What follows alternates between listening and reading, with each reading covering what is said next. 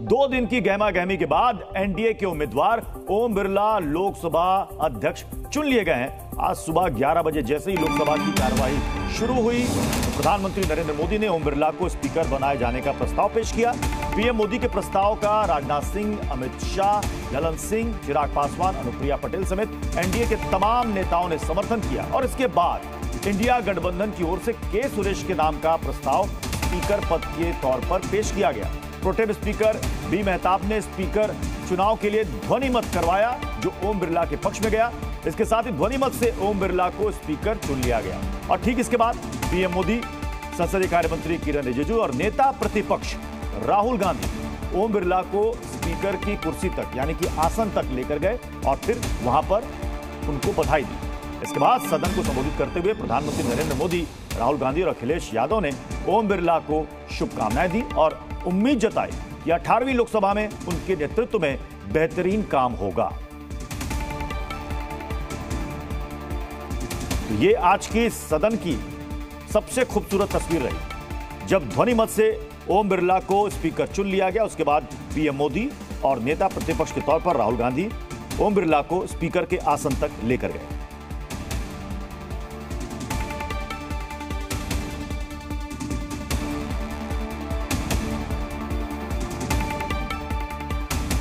विपक्ष ने इस दौरान मत विभाजन की मांग नहीं की। हालांकि जब शुरुआत में सुबह ये बयान सामने आ रहे थे कि हम वोटिंग चाहते हैं, लेकिन जब ध्वनि मत हुआ तो विपक्ष की तरफ से मत विभाजन डिवीजन की मांग नहीं की गई। I now put the motion moved by Shri Narendra Modi and seconded by Shri Rajnath Singh to the vote of the House. The question is that Shri Om Birla, a member of this House, be chosen as the Speaker of this House. Those in favor may say aye. Aye. Those against may say no. No. I think the ayes have it. No. The ayes have it.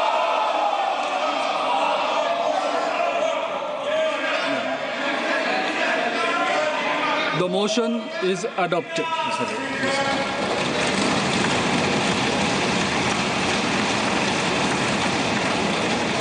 Shri Om Birla is declared elected as the Speaker of this House. ध्वनि मत से ओम बिरला का speaker चुन लिए जाने और उसके बाद पीएम मोदी ने उनको शुभकामनाएं दी। क्या कुछ कहा, सुनिए। आदरणीय अध्यक्ष महोदय, ये सदन का सौभाग्य है कि आप दूसरी बार इस आसन पर विराजमान हो रहे हैं। आपको और इस पूरे सदन को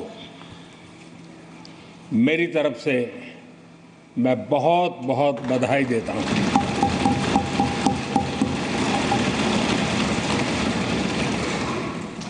आदरणीय अध्यक्ष जी,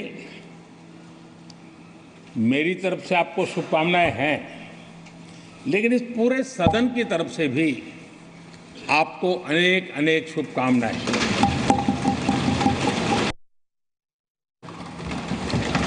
आदरणीय अध्यक्ष जी, हमारे शास्त्रों में कहा गया है कि विनम्र और व्यवहार कुशल व्यक्ति सफल सहज रूप से होता है, और आपको तो उसके साथ साथ एक मीठी मीठी मुस्कान भी मिली हुई है। आपके चेहरे को ये मीठी मीठी मुस्कान पूरे सदन को भी प्रसन्न रखती है। मुझे विश्वास है आप हर कदम पर नए प्रतिमान, नए कीर्तिमान गढ़ते आए हैं। कांग्रेस सांसद और नेता प्रतिपक्ष राहुल गांधी ने इस मौके पर ओम बिरला को बधाई देते हुए कहा कि विपक्ष देश की जनता की आवाज है और उन्होंने भरोसे के आधार पर सहयोग की उम्मीद जताई। राहुल गांधी ने कहा कि उम्मीद है कि स्पीकर संविधान की रक्षा करेंगे।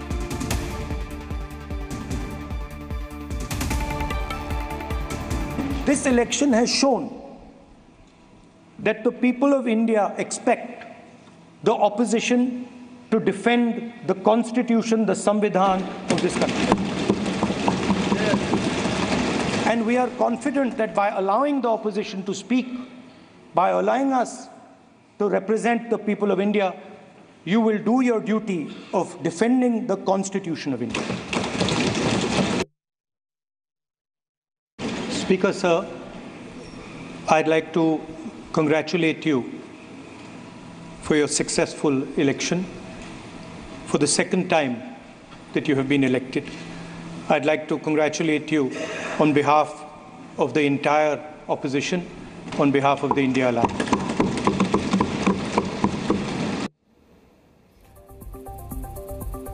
इस दौरान अखिलेश यादव ने भी लोकसभा अध्यक्ष को बधाई दी। अखिलेश यादव ने कहा कि हम उम्मीद करते हैं कि इस बार पहले बार की तरह अपनी जिम्मेदारी को निभाएंगे। ओम बिरला चूंकि लगातार दूसरी बार वो स्पीकर बने हैं और सत्ता पक्ष के साथ साथ विपक्ष की भी पूरी आवाज सुनी जाएगी। जिस पद पर आप बैठे हैं इससे बहुत गौरवशाली परंपराएं जुड़ी हुई हैं और हम सब यही मानते हैं कि बिना भेदभाव के आगे बढ़ेगा और लोकसभा के अध्यक्ष के रूप में आप हर सांसद और हर दल को बराबरी का मौका और सम्मान देंगे। निष्पक्षता इस महान पद की महान जिम्मेदारी है। आप लोकतांत्रिक न्याय के मुख्य न्यायाधीश की तरह बैठे हैं।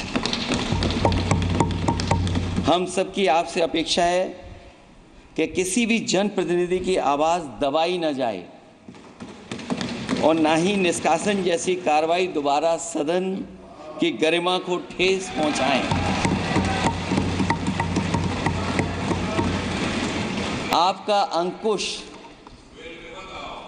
विपक्ष पे तो रहता ही है, लेकिन आपका अंकुश सत्ता पक्ष पे भी रहे।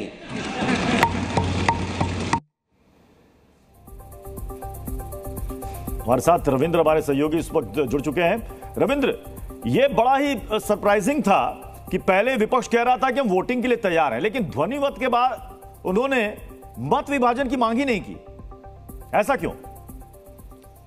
देखिए, बिल्कुल देखिए, ये सियासी महायुद्ध 12 घंटे तक चला है, जवानी बयानबाजी भी हुआ, लेकिन कहीं ना कहीं कांग्रेस के रणनीतिकारों को ये लगा कि राहुल गांधी जब एलओपी बने हैं और पहला उनका समर ही अगर हार में हो तो ये कहीं ना कहीं आगे चलकर एक पोस्टरिंग भी खराब होगा और पब्लिक में एक मैसेजिंग भी खराब होगा कि वो पहले ही अपना एलओपी का चुनाव, एलओपी बनने के बाद इस तरह के जो लोकसभा स्पीकर को लेकर वहां पर वोटिंग हुआ उसमें उनकी ही संख्या और कम होती चली गई और बीजेपी जो कह रही थी 293 एनडीए जो फूट की बातें हम कर रहे थे उसका आंकड़ा और बढ़ गया, 300 से ज्यादा जो दावा किया जा रहा था। तो ये रणनीति उन्होंने अपनाई कि इस पर वोटिंग न माना जाए और सरकार को ऊपर हम ये बता दिया कि हर चीज पर आंख मूंद कर आपको समर्थन नहीं करेंगे। तो ये कहीं ना कहीं इसके पीछे की वजह साफ तौर पर दिख रही है कि नंबर नहीं था और राहुल गांधी पहली बार नेता विपक्ष बने हैं तो उनको पहले ही समर में हार का मुंह न देखना पड़े हो। जी न्यूज़।